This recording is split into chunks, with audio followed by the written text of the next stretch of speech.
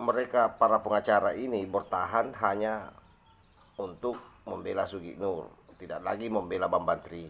Kasihan Bambantri. Dari awal saya bilang bahwa orang ini adalah orang yang sebenarnya dikorbankan dalam posisi ini ya. Kenapa? Karena bagaimanapun juga tidak ada sama sekali orang yang akan bisa percaya bahwa Pak Jokowi itu memiliki ijazah palsu. Yang waras tidak boleh mengalah terhadap mereka para pencoleng-pencoleng agama yang menjadikan agama sebagai alat politik. Yang waras tidak boleh mengalah terhadap mereka para pencoleng-pencoleng agama yang menjadikan agama sebagai alat politik. Assalamualaikum warahmatullahi wabarakatuh. Om Swastiastu, Namo Buddhaya, salam kebajikan. Sahabat-sahabat Tulang Sembilan yang saya hormati dimanapun juga berada. Pagi ini ada berita yang menarik, yaitu berita ini Selasa pada tanggal 21 Maret 2023, di mana 13 pengacara Bambantri ramai-ramai mundur saat sidang tuntutan.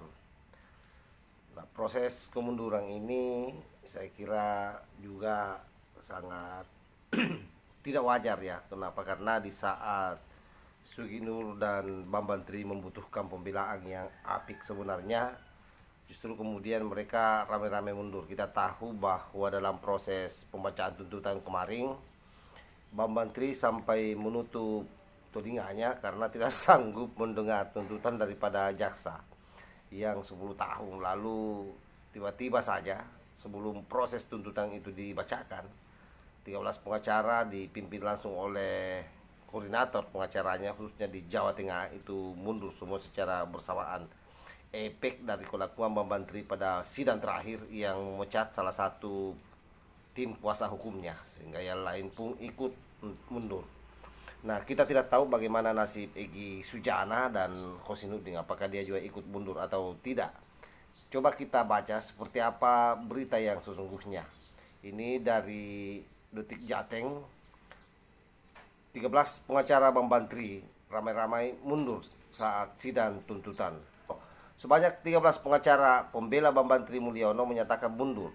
Pernyataan pengunduran diri ini dibacakan koordinator tim advokat Bambantri Solo, yaitu Andika Diam Prasetyo, saat awal persidangan dengan agenda pembacaan tuntutan di Pengadilan Negeri Solo.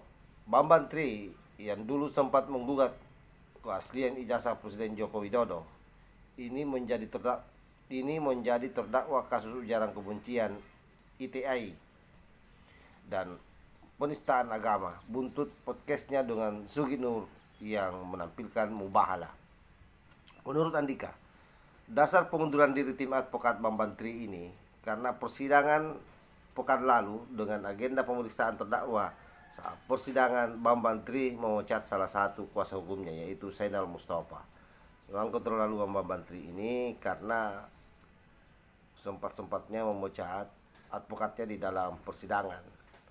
Padahal kita tahu bahwa dia dibela di sini itu secara gratis tanpa ada biaya. Ini menurut daripada sang pengacara ya. Kita lanjut. Yang kami soroti adalah bahwa kami melakukan pembelaan terhadap Bambantri demi memenuhi kewajiban kami sebagai advokat secara pro bono atau memberikan bantuan hukum secara cuma-cuma atau gratis, kata Andika kepada awak media di Pengadilan Negeri Solo, Selasa tanggal 21 bulan 3 2023. Pemecatan Zainal Mustafa ini membuat tim pengacara lain ikut mengundurkan diri. Mereka menilai Bambantri sudah tidak membutuhkan bantuan hukum dan pengacaranya. Nah, coba bayangkan, jadi sekarang ini mereka tidak punya lagi pengacara. Karena itu kita tidak tahu siapa lagi kira-kira orang bodoh yang mau membela makhluk ini. Andika mengatakan awal permasalahan adalah komunikasi yang kurang baik antara Bambantri dengan tim kuasa hukum. Lah, memang Bambantri ini kan cukup memang komunikasinya. Kalau kita lihat, kalau dia bicara kan sudah jelas bahwa orang ini pasti orang bermasalah, pasti akan putus-putus caranya berkomunikasi. Kadang-kadang kita tidak paham apa awalnya dan apa ujungnya kalau dia bicara. Jadi wajarlah kalau misalnya pengacara ini kerepotan menghadapi yang namanya Bambang Tri. Hingga pada persidangan pekan lalu, Andika menuturkan keluar kata-kata dari Bambang Tri jika Zainal Mustafa dipecat karena dia adalah bosnya. Hal itu menjadi puncak permasalahan penulis buku Jokowi Undercover. Dengan situasi yang dihadapi Bambang Tri ini, dengan seluruh pengacaranya yang mundur, maka dipastikan dia akan semakin meradang menghadapi proses persidangan ke depan. Nah, karena ternyata mereka para pengacara ini bertahan hanya untuk membela Sugi Nur, tidak lagi membela Bambang Tri. Kasihan Bambang Tri. Dari awal saya bilang bahwa orang ini adalah orang yang sebenarnya dikorbankan dalam posisi ini ya. Kenapa? Karena bagaimanapun juga tidak ada sama sekali orang yang akan bisa percaya bahwa Pak Jokowi itu memiliki ijazah palsu. Kenapa? Karena ya, secara teori maupun prakteknya Pak Jokowi ini adalah orang yang sudah mengikuti berbagai macam perhelatan dalam dunia politik, di mana di sana secara administratif pasti diperiksa ijazahnya.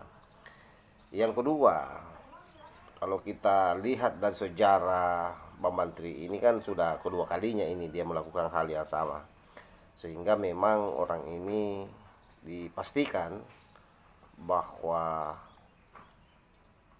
apa yang dia lakukan dalam konteks hari ini itu